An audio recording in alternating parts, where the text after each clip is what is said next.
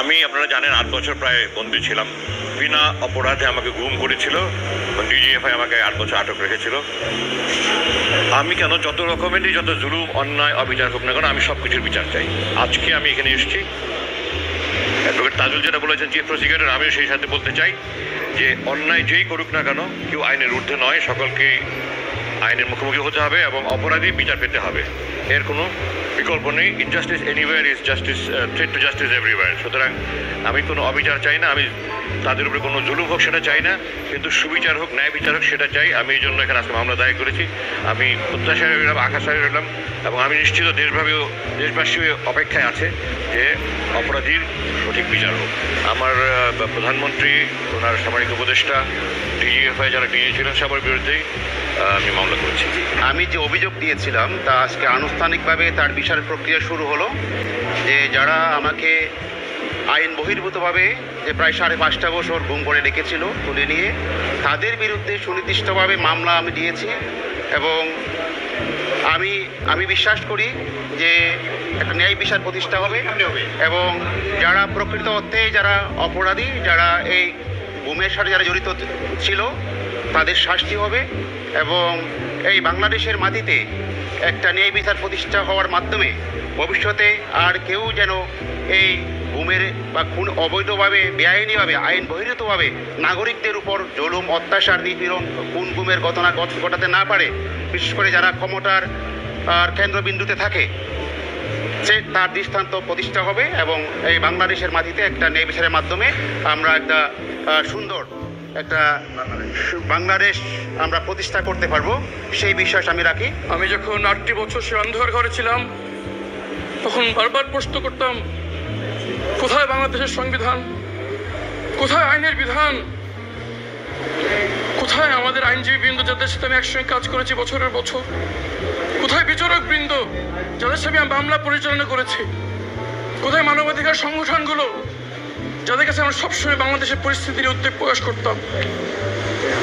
গত 16টি বছর সংবিধানের ধারাগুলো একটি কাগজের উপর কালি ছোপ মাত্র ছিল, আর কিছুই অবশিষ্ট ছিল না। আজকে এই বিচারের প্রক্রিয়া শুরুর মাধ্যমে আমাদের আশা যে বাংলাদেশের সংবিধান শুধু একটি লেখা বা বই নয়, এর প্রয়োগ পরিপূর্ণ হবে আজকে থেকে আমরা দেখব এবং ইনশাআল্লাহ এই বাংলার মাটিতে আমাদের সাথে যে জুলুম করা হয়েছে আর কোনোদিন কোনো নাগরিককে যেন এই জুলুমের শিকার করতে না হয় সেই নিশ্চিতকরণ আমরা দেখবো ইনশাআল্লাহ। আজকে আমি এখানে আমার পরিবারকে নিয়ে এসেছি, কারণ এই জিনিসটা জানা দরকার যে হয়তো গুম আমাকে করা হয়েছিল, আমাদেরকে করা হয়েছিল, কিন্তু এই সাজাটা কিন্তু পুরো পরিবারের ভুক্ত হয়েছে। 7 মাস গুম ছিলাম, কিন্তু বিশ্বাস ছিল যে একদিন না একদিন বাংলাদেশের মাটিতে আমরা এটার বিচার পাবো। বহুদিন পরে আজকে এই বিচার শুরু হয়েছে।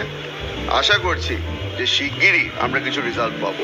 আমাদের একটা আশা ছিল সবসময় যে যারা আমাদের উপরে এই জুলুম করেছে তাদেরকে হয়তো আমরা কাঠগড়ায় দেখতে পাবো। অনেকেই পালিয়ে গেছে, অনেকেই এখনো দেশে আছে। যারা দেশে আছে আশা করছি তাদেরকে শিগগিরই আটক করা হবে এবং যারা পালিয়ে গেছে তাদের জন্য আমাদের একটা বার্তা আছে, দুনিয়া অত বড় না, আপনারা যেখানেই লুকিয়ে আছেন আপনাদেরকে খুঁজে বের করা হবে। বিশ্বমানের থার্মিক্স রড, সালাম স্টিল থার্মিক্স, দেশের একমাত্র থার্মিক্স রড। আমি 22 সালে বলেছিলাম ডিজিএফআইতে আয়নাঘর আছে, ওখানে আদমি স্যার আছে, আজকে সেই বিচার। আমি 22 সালে বলেছিলাম ডিজিএফআইতে আয়নাঘর আছে, ওখানে আদমি স্যার আছে, আজকে সেই বিচার শুরু হলো। মহান আল্লাহর কাছে এটুকুই বলবো, আমরা সবাই ন্যায় বিচার পাবো। ফ্যাসিস্ট যত বড়ই হোক কেউ ছাড় পাবে না। কি বলবো, এটা তো আমি একা গুম না, আমার পুরো পরিবার গুম। আজ বিচার একা গুম না, পুরো পরিবার গুম। এটা কি কষ্ট বোঝানো যাবে না। আমি মনে করি আদালত উচিত হবে এদেরকে আয়না ঘরে রেখে দিয়ে বিচার করা হোক। আয়না ঘরটা কত কষ্টের, ওইখানে রেখে দিয়ে বিচার করা হোক। আমার আর কিছু অনুমতি নাই। একজন আল্লাহ আছেন, সব সত্য, সবার বিচার হবে, কেউ ছাড় পাবে না। আমি 4.5 মাস গুম ছিলাম। আজকে আপনাদের সামনে দাঁড়ায় আমার খুব ভালো লাগছে যে আমরা এই মাটিতে এই বিচারটা শুরু করতে পেরেছি। কারণ গুম হয়তো আমরা হয়েছি, কিন্তু আমাদের সাথে আমাদের পরিবার ধ্বংস হয়ে গেছে। আমাদের পরিবারের মনোভাব, তারা যেই অত্যাচারের ভিতর দিয়ে গেছে, মানসিক অত্যাচার, এটার থেকে তারা বের হয়ে উঠতে অনেক কষ্ট হচ্ছে। আর আপনারা কতটুকু জানেন বা অনুভব করতে পারেন জানি না, কিন্তু বাংলাদেশের মাটিতে রাজনীতি করা কোনো দোষ না। আমরা রাজনীতি করেছি বলে আমাদেরকে আয়না ঘরে যেতে হয়েছে, কিন্তু কিন্তু আমাদের পরিবার কোনো দোষ করে নাই, আমরাও কোনো দোষ করি নাই। এই বিচারটা এই মাটিতে হবে। আর যারা আমাদের সাথে এই অত্যাচার করেছে, আমি আল্লাহর কাছে বিচার দিয়ে এসেছি।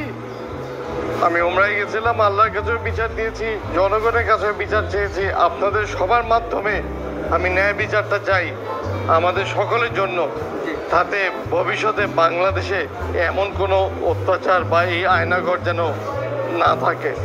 তো আমি যেহেতু মুক্ত দেশের জন্য যুদ্ধ করেছি, দেশ স্বাধীন করেছি, দেশের মানুষের জন্য তো আমার দায়িত্ব।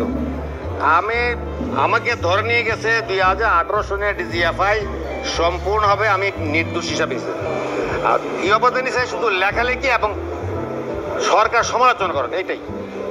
তো যাই হোক, আগে মনে করতাম যে হয়তো এই কোন বিচার পাবো না, বিচার হবে না। যাই হোক, আল্লাহর রহমতে এখন বিচার প্রার্থী হয়েছে, বিচার কার্যকর শুরুছে। তো যাদের বিরুদ্ধে অ্যানাউন্সমেন্ট করা হয় আর গ্রেফতার তারা হচ্ছে নিশ্চয় গ্রেফতার হবে। একটাই উদ্দেশ্য যে আমরা বিচার চাচ্ছি, বিচার মানে পাবো আশা করি, এবং আমরা যে ক্ষতিগ্রস্ত হচ্ছি সেই ক্ষতিগ্রস্তটাও ক্ষতিপূরণটা আমরা চাইবো আদালতের মারফত। আমার দাবি সবার কাছে, এটা আমাদের কথা।